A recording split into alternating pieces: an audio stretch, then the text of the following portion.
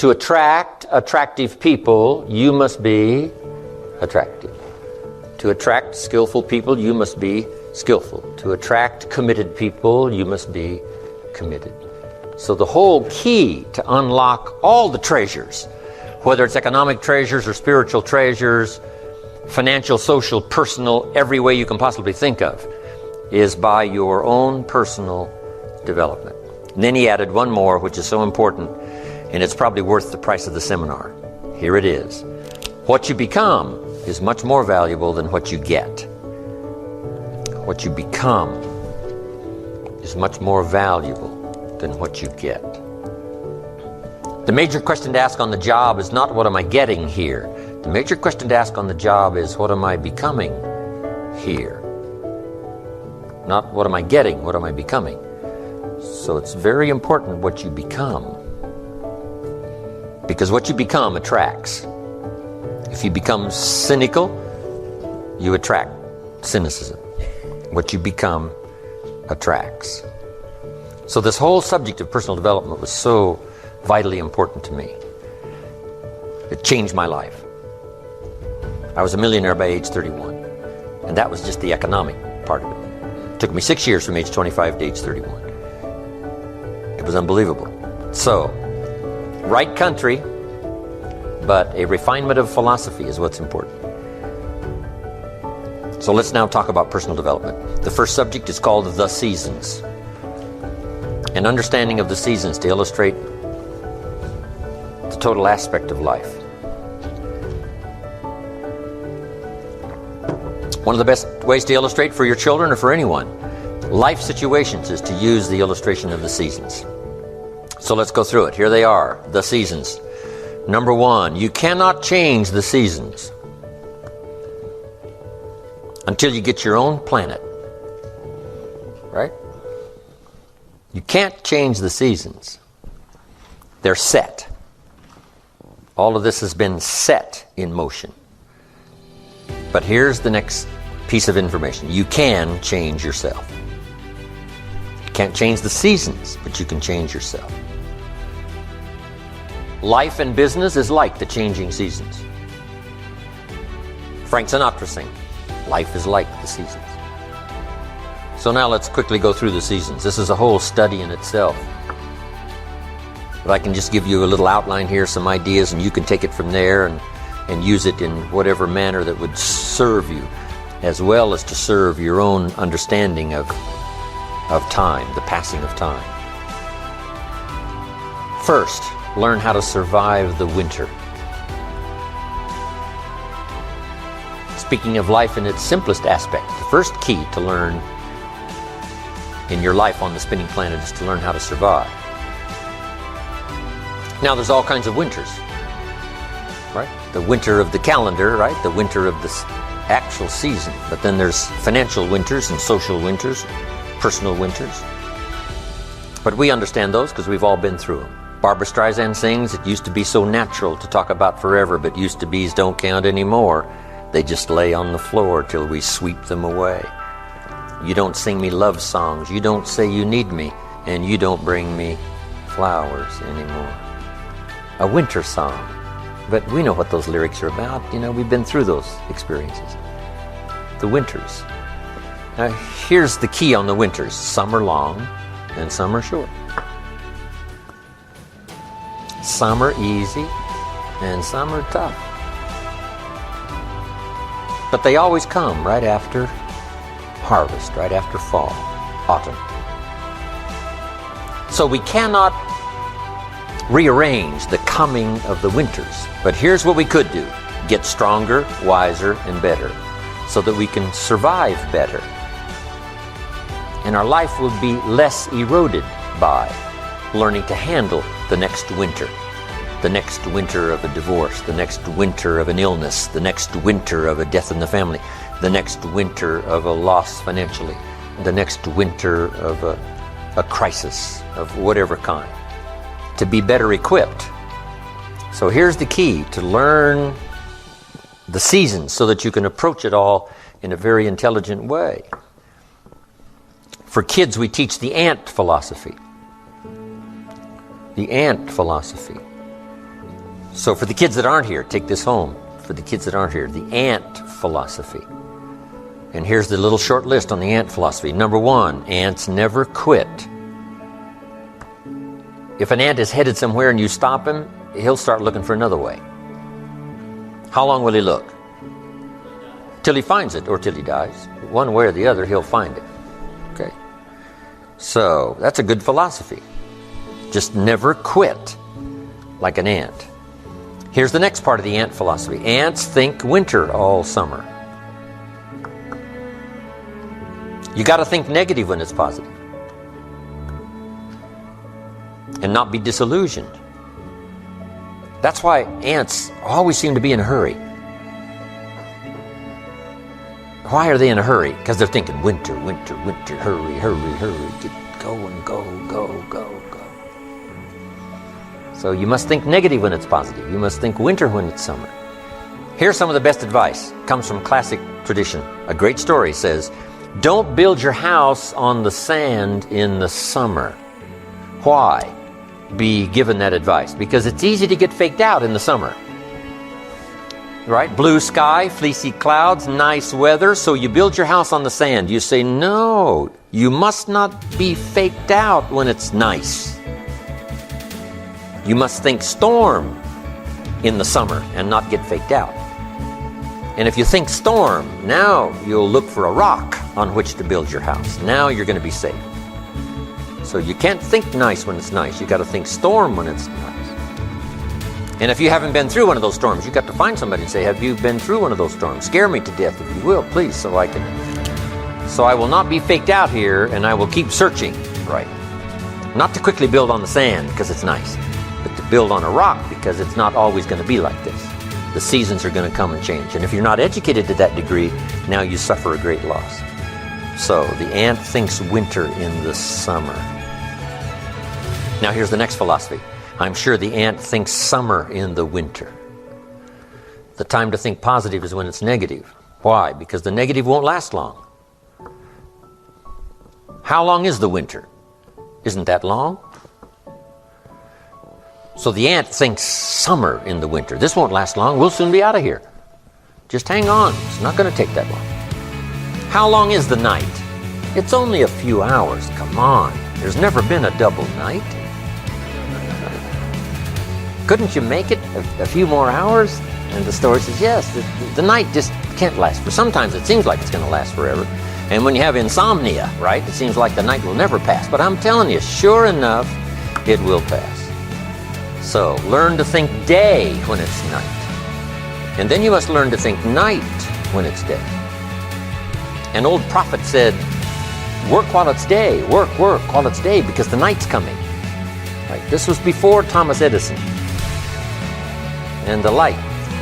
You've got to work when it's day because the night comes when you can't work. Of course, now we can work day and night, but back then you couldn't work when the night came. So you had to get it going, get it in before the night came. So this is a good idea now. Learn to think negative when it's positive. Learn to think storm when there is no storm. Learn to think winter in the summer. But then we must learn to think summer in the winter. We can make it through a few more hours, right? A few more days. It won't be that long. Hang in here.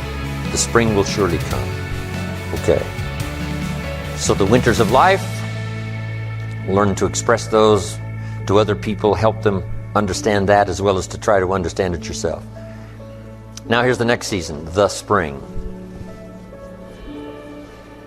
Spring is called opportunity. Not a guarantee. It's guaranteed the spring will come, but it's not a guarantee of a harvest. Here's the key. You must do something with the spring. Take advantage of the spring. Read every book you can get your hands on what to do with the springs of your life. Take advantage of the day, because the day follows the night. It's an opportunity now to turn things around. It's an opportunity to have a better one than the last one. It's an opportunity for a new beginning, a new spring, a new day, a new beginning. In business, we learn to create an artificial spring. Because in an industrialized society, right, it seems like, the seasons just don't mean that much. When you're a farmer out there, they mean everything. But when you're not, working on the line, you know, whatever. So sometimes you got to create an artificial spring. We're going to take the next 90 days and we're really going to pour it on. Like if you're in sales, the next 90 days I'm going to make every contact possible. You just create an artificial spring. Next 30 days, next 90 days. Right? Bargain with your family. Say, look, I know we were going to do some things the next 90 days, but if you'll postpone those for me, I'll really pay back, because I want to use this now as a springtime to go for it, go for it, go for it. So spring is the chance to take advantage of another opportunity. The day follows the night. It is a promise. But you must take advantage, do something with it. Now, here's what you must do in the spring. It's a very short season usually. You must hurry. You wouldn't ask a farmer to go bowling in the spring. He hasn't got time. Why? The season is too short. The planting season is too short. You got to get it done fairly quickly. And life at its longest is short. The Beatles wrote, life is very short. Which is true. My father lived to be 93, but it seemed to be very short. It didn't seem that long. So life is short. For John Lennon, it was extra short. For Michael Landon, life was extra short. For my mentor, died at age 49, that's extra short. But life at the longest is short. So you must learn to appreciate opportunity and take advantage of it while it's day, while it's time. Now we call spring a window of opportunity. If you have a chance to talk to someone, the window's open. It may not stay open very long, so take advantage. Don't hesitate. Meet a new friend. Talk to somebody while the window's open. Now here's the season for everybody to understand, because it is so applicable to our life, and that's the season of summer. Two things we must do in the summer: nourish our values and protect. Nourish like a mother, protect like a father. The twin challenges in the summertime help to illustrate life, that we are confronted with both good and evil. Is that the way it should be? You've got to ask somebody a little higher up than me. We could get into probably a pretty great debate. Would there be good without evil? Here's the best answer I've got. In our finite position at the moment, here's the best answer. It doesn't seem like it. It seems like it takes the contrast to make a scenario, to make an adventure. Now remember, we didn't set it up, so. But here's what seems to be the setup. Opposites in conflict. That seems to be the setup for a human adventure. One contesting against the other, vying for the territory.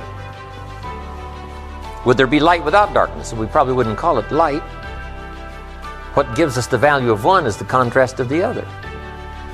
But darkness is always trying to move in and take all the territory. But if you turn on the light, its energy starts to repel darkness. Darkness begins to move away, move away. And the brighter the light, the further away the darkness must move. If you walk into a dark room and turn on the light, the darkness is what? Gone. But here's the point to remember, not very far. The darkness seems to be, yes, it's gone, but it's waiting for its chance. That if light loses its energy, darkness has a chance now to move back in. Here's one of the better realistic illustrations, and that's health and illness at odds in your body. Illness trying its best to drive health into a small corner and occupy the territory. And health trying what? To push illness into a small corner. There's this contest going on. Who's going to occupy the territory? If one stays strong, the other's diminished. If the other gains in power, then the other is diminished. Key. So what you must learn to do is cooperate with the positive side of everything in your body and your life. Sometimes we sabotage our own best interest. The body needs a banana, you send it a Coca-Cola. And the body says, what is the deal here? I'm health trying to drive illness into a small corner. I ordered a banana, you send me a Coca-Cola. So the body could rightfully say what? Whose side are you on? Give us a break here. We need every tool we can get to keep illness at bay. Because if we get weak, I'm telling you, it moves in, takes the territory. So we're in the middle of this contest, and here's what it's called: opposites in conflict. Here's one of the bigger conflicts: liberty and tyranny. Liberty is the absence of tyranny. But even though tyranny is conquered, it's not very far away. The same goes on in your bloodstream. Red corpuscles to nourish like a mother and give life. White corpuscles to fight and kill like a father. White corpuscles say, just show me some infection, I'll kill it. If I don't kill it, what? It killed you. Somebody's gonna get killed. In this contest, right? Good, evil, liberty, tyranny, right? Health, illness, winning and losing, right? There's the struggle going on. But here's the key. It's the only way, it seems, it's the only way to create a human adventure. It doesn't seem to be any other way, currently. Now some speak of a new heaven and a new earth, and maybe the whole arrangement will be different. Could very well be, but in this current experience, it seems like to create an adventure, to create a unique human scenario, we need opposites in conflict. And that's the deal. Thank God for white corpuscles that think negative all day. Tyranny and liberty. Saddam Hussein takes over Kuwait. What should we do? Somebody says, well, Kuwait, what do we care? Well, what if next he wants Saudi Arabia? You say, well, it's a pile of sand, what do we care? Well, what if next he wants Israel? You say, well, little Israel, what do we care? Well, what if next he wants the rest of the Mediterranean? You say, well, yes, I guess we've got to draw a line somewhere. Yes, somewhere. You've always got to draw a line somewhere and tell illness, hey, you can't have any more. You've got to throw up the barriers, draw a line in the sand. Our President George Bush was right to draw a line in the sand, put together the coalition, and put together 500,000 troops and go kick Saddam Hussein out of Kuwait. History demanded it. Hired Chief White Corpuscle General Schwarzkopf.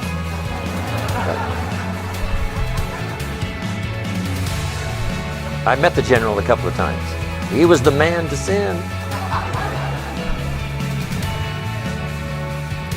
So, liberty and tyranny in a contest. And it's the only way to have a civilized society.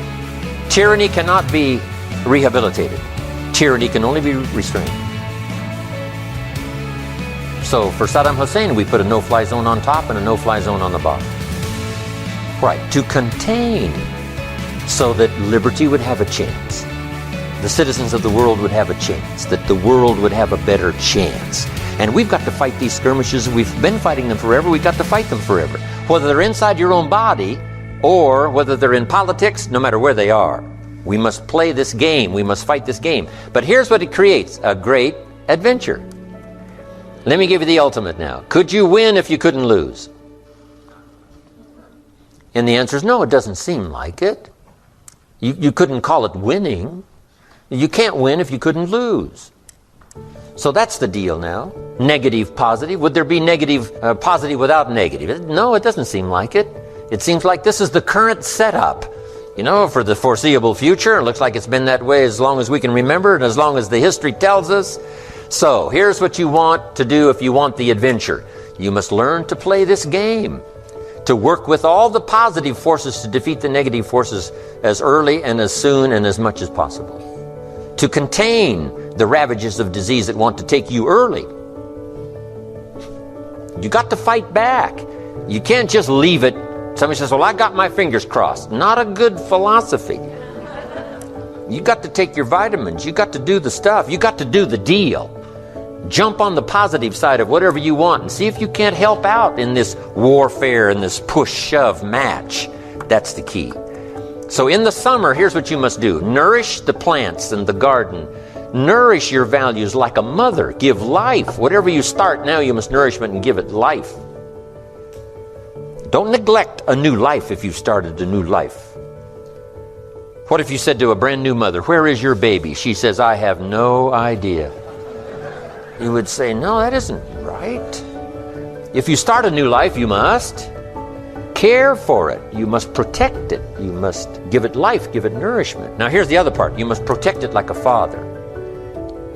That's why the old wise man said, we must learn to love and hate. So underline that. You must learn to love and hate. And the illustration he used was, you must learn to love good and hate evil. To deal with the weeds in your garden, you got to hate weeds. You got to hate them enough to what? Kill them. You can't say, well, poor weeds. Say, no, this ain't the deal, poor weeds. Don't go soft on this stuff now. You got to hate evil.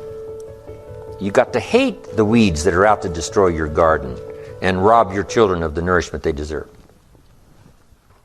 So here's the deal. Love like a mother, hate like a father.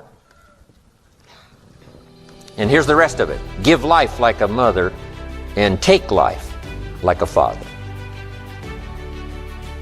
You've got to take the life of the weeds, or they will take the life of your garden. Somebody's going to get killed. Remember? So you must be like a father. Any father would say to whatever threatens his family, take 3 more steps toward this family, you'll cease to exist. I'm father. I kill. So send out the warnings. Send out the signals. Both mother and father reside here. Mother nourishes and father gives protection. And yes, it's possible to love like a father and hate like a mother, just so you get both done. In fact, nothing more dangerous than an angry mother, especially in the animal kingdom. Mess with Mama Bear's cubs, if you're a threat to her cubs, she'll kill you. That's that female mother instinct. Kill first, talk later. Okay, you got that now? This is good advice. We're going to learn in communication shortly. You got to learn to put love and hate in the same sentence, because it's vitally important. Sometimes you must say to your children what? I love you, but I hate what's going on. They got to know what you love and what you hate. You don't hate them, but you hate what's going on. You hate the dangers. So learn the good evil. Summertime. Now here's the greatest battle in the mind. Here's what you must not become in the summer in your mind. A victim of yourself. What is that insidious voice inside your own head that says, you're too short, it'll never work for you, you're too tall, right? It's over for you, right? It's never worked for you before. What gives you any idea that it'll work for you now? You've never been able to rise up and take charge of your life. What makes you think you can do it now? There's going to be too many obstacles out there. You'll never overcome them all. What is that insidious voice? It's the same game going on inside your head that's going on in the world. Liberty and tyranny in a push-shove match. And here's what you've got to do. Cooperate with the positive side of your life and let faith drive out doubt, right? Let winning drive out losing. Let positive drive out negative. But you've got to get into the contest. And why get into the contest? Because that's how you create an adventure. There is no other way. It takes both. You've got to learn to laugh, yes, but that's not what the wise men only said. You can't just learn to laugh and keep on laughing. No, that's silly. It says there's also a time to cry. You've got to learn to both laugh and cry. Then it said you must be so sophisticated as not to laugh when it's time to cry. Then it further says you must learn to laugh with those that laugh and learn to cry with those that cry. That now gives you an understanding of what life is all about. Sadness and joy, the contest, the difference. And yet it creates the adventure. What if you went to listen to the symphony orchestra and the symphony only played little happy high notes all evening, just little pleasant happy high notes? How much of that could you take? Say no, don't you want to hear the crash of the cymbals that scares you to death? Don't you want to hear the minor key of the music that shows you the tragedy as well as the triumph? And the answer is yes, play me the whole orchestra. I can handle it, because that's what life is all about. Positive, negative. What if the minister only prayed happy prayers every Sunday? How much of that could you take? Happy, happy, every Sunday, happy, happy. How much could you take? Who's going to pray angry prayers? Who's going to pray frustrated prayers? Who's going to weep in public for the lost children? takes both. You got to weep with those that weep and laugh with those that laugh. You got to have this full understanding of the game. You got to understand the highs and the lows, the tragedy and the triumph. Most of the music of the world is written in the minor key, the key of pathos and sadness and mystery and wonder. You can't eliminate that from your life. It takes both to create an adventure. But here's the adventure: to overcome the evil, to put evil in its place. Just like in your mind, you got to stand guard at the door of your mind and see if you can't suppress, see if you can't do battle with the negative forces. Don't become a victim of yourself. Beware of the thief on the street that's after your purse, but also beware of the thief in your mind that's after your promise. And see if you can't engage in this mental contest and win the day. That's the summer. Now here's one more season, and that's the season of harvest. Here's the key to remember harvest time: in due season, in due time, when it's time. And part of this is to develop the patience so that when it's time, it will come. But you cannot be impatient. Patience is part of the game here. You can't plant the seed and 2 or 3 days later dig around and say, where's my crop, where's my crop? Say, no, come on, that's foolish. It will take you away to some safe place. You got to plant and what? You got to plant and wait and exercise patience. And then when it comes time, you give it nourishment and you give it care and you give it protection, and then you got to wait some more and you got to wait some more and you got to wait some more.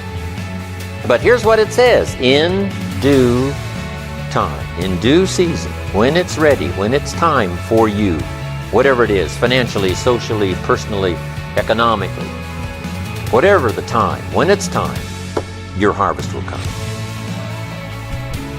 The old wise man said what? Run the race, and the prize will be yours if you don't faint. And sometimes, in the summer, it's easy when the sun is hot to faint, to spend less time. But if you faint not, if you're there ready after this activity of summer, do the summer work.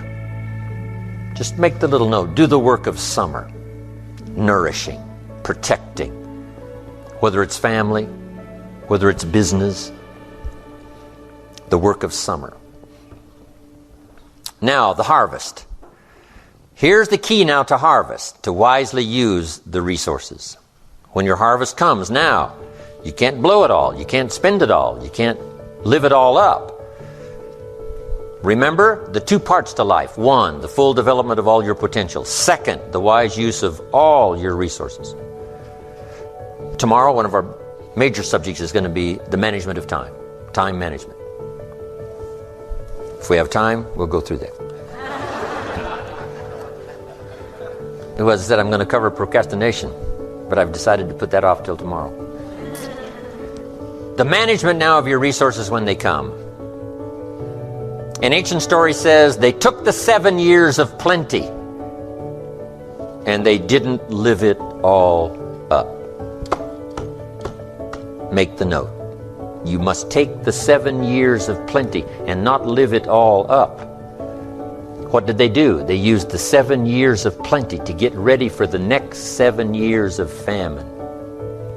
The first 7 to prepare for the next 7. We'll talk more about that tomorrow under financial independence.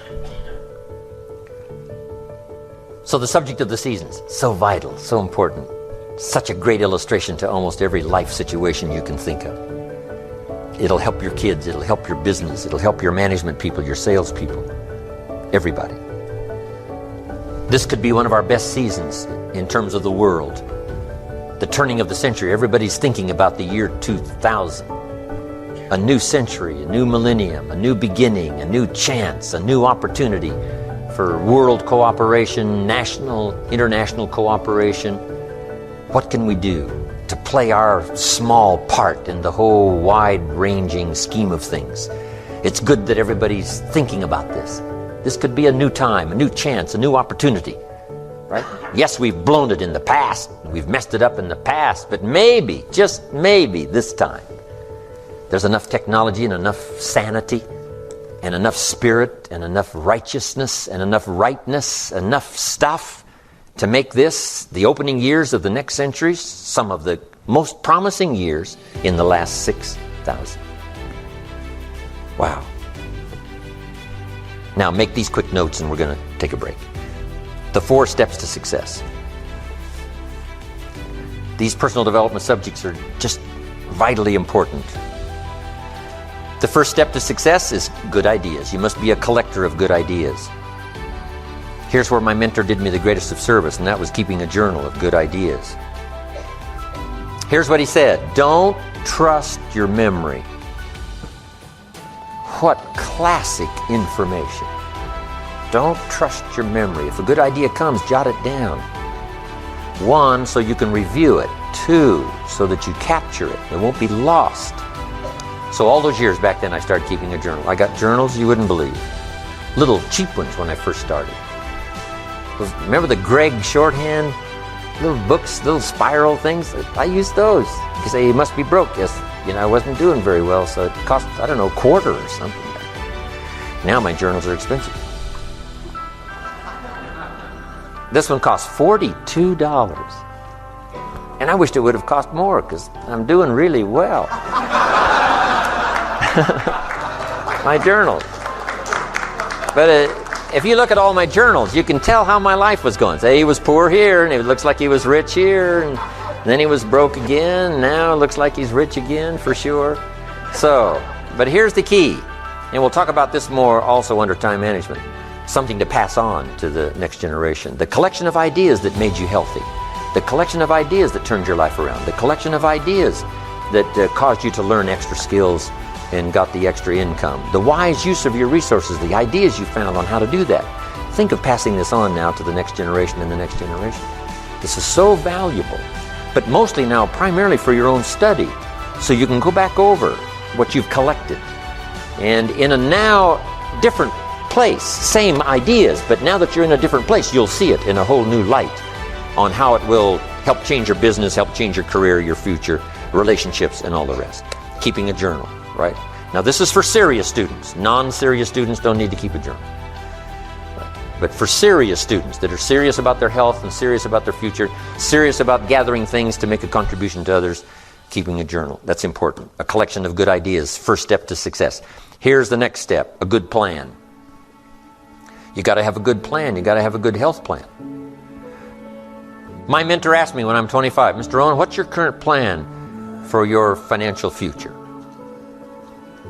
And I said, I don't have one. Right? And that was obvious. Said, you got to create a plan. A good financial plan. If we finished the seminar tomorrow and you lingered a while and gave me the details of your current financial plan for the future, would I get so excited about it I'd go across the country and lecture on it? You say, no, Mr. Rohn, you probably wouldn't want to lecture on my plan. My next question would be what? Why not? Have you reached this point in your life's maturity and you don't have a plan that's got you up early and keeping you up late that you're excited about unfolding? We're going to talk more about this tomorrow under Financial Independence. Here's one of the first things you must do if you're a parent. Build a financial wall around your family nothing can get through. Build a financial wall around your family nothing can get through. Now there's other protections that a parent must engage in, but here's one of the first ones since it's so possible living in America. A financial wall around your family nothing can get through. Got to have a good health plan. You know, you can't be out of breath after the year 2000. You got to have the vitality, right? You got to have the breath. You got to have the vitality. So you got to have a good health plan. You got to have a good financial plan. You got to have a good plan for your goals and plans and dreams. And we're going to get into our workshop tomorrow. We'll go through all of that. So number 1 is good ideas. Number 2 is good plans. Here's 2 more, and we'll come back from our break and give a little more detail on these. Here's number 3, learning to handle the passing of time. That's one of the big challenges in everybody's life. Learning to handle the passing of time. And then here's number 4, the solving of problems. And that's what life is all about. Taking them on, finding solutions, executing, recording progress.